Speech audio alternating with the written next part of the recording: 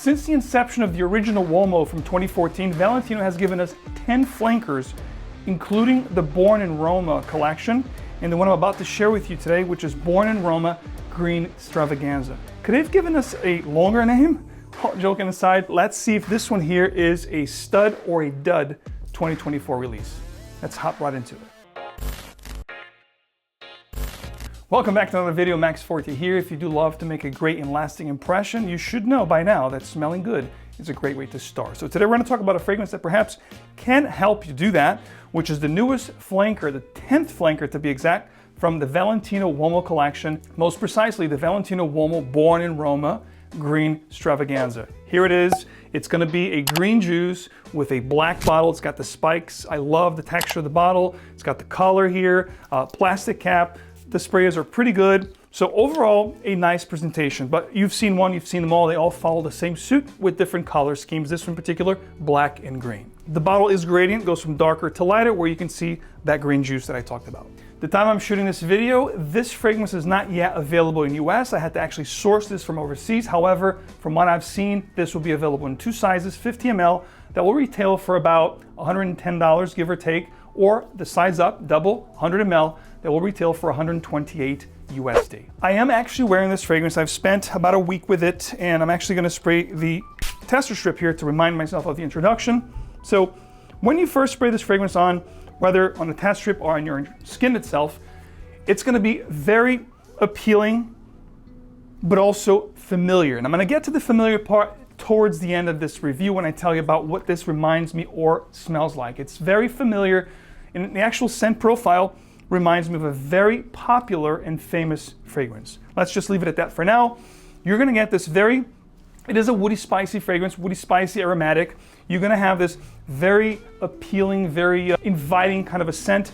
It's gonna be a little bit of a shower gel, bluish, kind of a nuance, but also has the green tinge to the fragrance. Perhaps there's some clary sage here, very popular these days. The lavender, of course, there's a green lavender feel to this fragrance as well. So it's blue, but also green at the same time, if that makes any sense. It's a combination. Blue meaning it's gonna be very appealing, very aromatic, shower gel-like, but then it has these green components that will peek through, like the green lavender, maybe some sage here. I don't get much of a green nuance, but it's there. So the Green Stravaganza name, it's a little bit, off. If you think about it's going to be a total green scent, like, Dior Sauvage Elixir type of thing, or a lot of the new designers that we see, a lot of green infusion. This is not heavily green infused, meaning the lavender, the sage, none of those, or pine cone or resins. There isn't much of a heavy infusion of green notes here, but it is present. You don't get much of the coffee here at the first stage when you first spray the fragrance on the coffee. We'll talk about it as we get into the heart, but the opening here is going to be appealing, refreshing, blue with green nuances, definitely shower gel, appealing and familiar. That's what you're going to get here from the get-go. Lots of citrus notes. There's bergamot. There's definitely a burst of bright bergamots here that, again, will have you at hello. You're going to smell this, you're going to love it. Especially if you don't have any fragrances in your collection that reminds you of this, you're going to want a bottle. That's simple. Depending on the website that you look for the notes of this fragrance, you're basically going to get bergamot, coffee, and vetiver in the base. However, there are notes that were not talked about, but there are present in this fragrance, such as clary sage, the lavender that I talked about. You do also have a tonka bean / ambroxan feel to this fragrance here. And this is where all of that stuff will come through. In the heart, after 15-20 minutes of you wearing the fragrance is, again, I have this on skin, is when you're gonna get a peak of all of those very familiar notes, which will give the fragrance more body. That citrus now will take a back seat. Now you're gonna get more of the vetiver coming through. The coffee that you get here is not the coffee that I wanted to feel in this fragrance. The coffee, it's very negligible. You really have to get your nose in there, but you're only gonna get this coffee dust, coffee feeling into about 15-20 minutes of the fragrance development on your skin.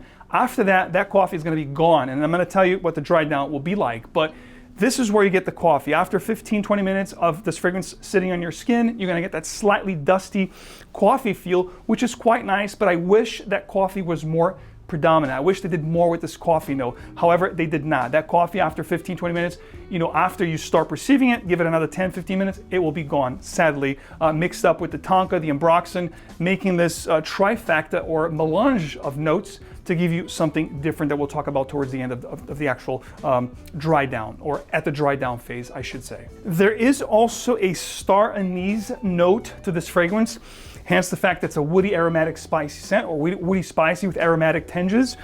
This is a woody spicy fragrance, and the spiciness is coming from mostly this star anise note that is not really talked about on most websites. But if you go to a lot of other renowned websites, including Valentino Uomo's website itself, you're going to attest to the fact that there is a star anise note here. And if you're not familiar with star anise, it gives you this sharp, almost pungent, spicy, black licorice kind of a vibe to the fragrance. You're not going to get that here. It's not as prominent as you would get with the Sauvage Elixir, but it's definitely here, adding this spiciness and warmth to the composition. I enjoy this part of the fragrance the best, the heart.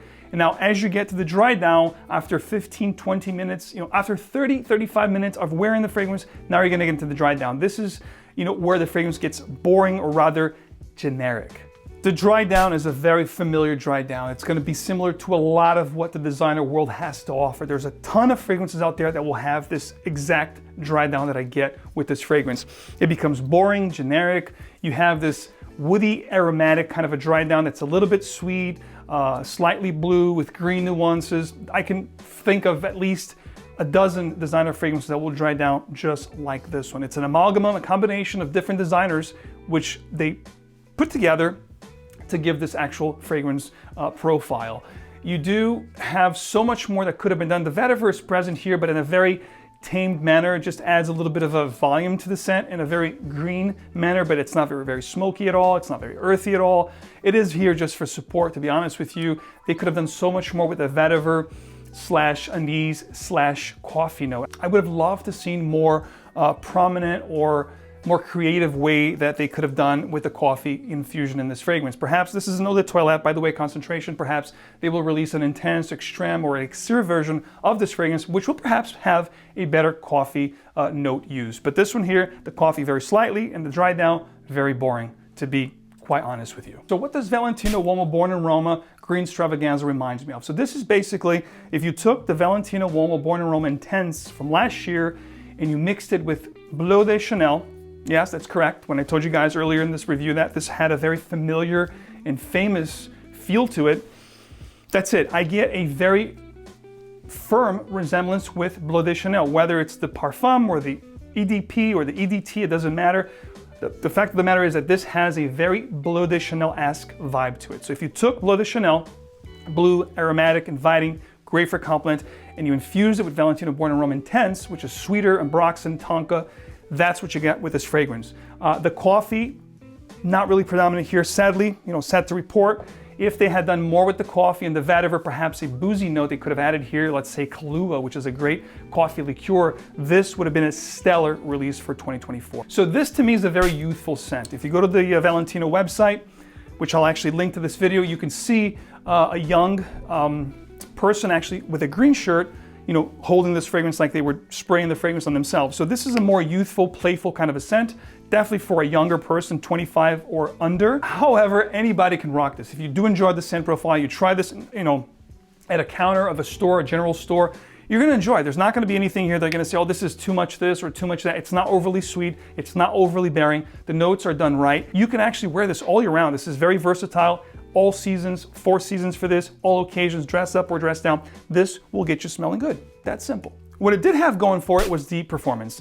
The performance was quite good, above average. The projection was about 1 to 2 hours, which is not bad. If you spray your clothes, you're gonna get, of course, a lot more. Also, longevity gave me 8+ hours, which is normally what you tend to expect from a designer, especially at this price point, 7 to 8 to be quite honest. And _Age was nice. If you do spray your clothes like myself, you're gonna get quite a nice scent trail, quite a nice bubble. People will smell you and they're gonna like the way you smell. When it comes to the smell itself, it's quite pleasant. So there you have it, guys. My full thoughts on the new Valentino Uomo Born in Roma Green Stravaganza. It's a mouthful, and unfortunately, the scent itself wasn't as good as I was expecting. It is a bad fragrance? No, it's not. But if you own a lot of the designers out there, the Ys, the Bleu de Chanels, you're gonna get that resemblance that I talked about with those fragrances, the ambroxan, the tonka, the green and blue components that are very appealing, they're very in right now. It's not gonna be anything groundbreaking or nothing that's gonna blow your top, so I would advise you, don't blind buy this, number one,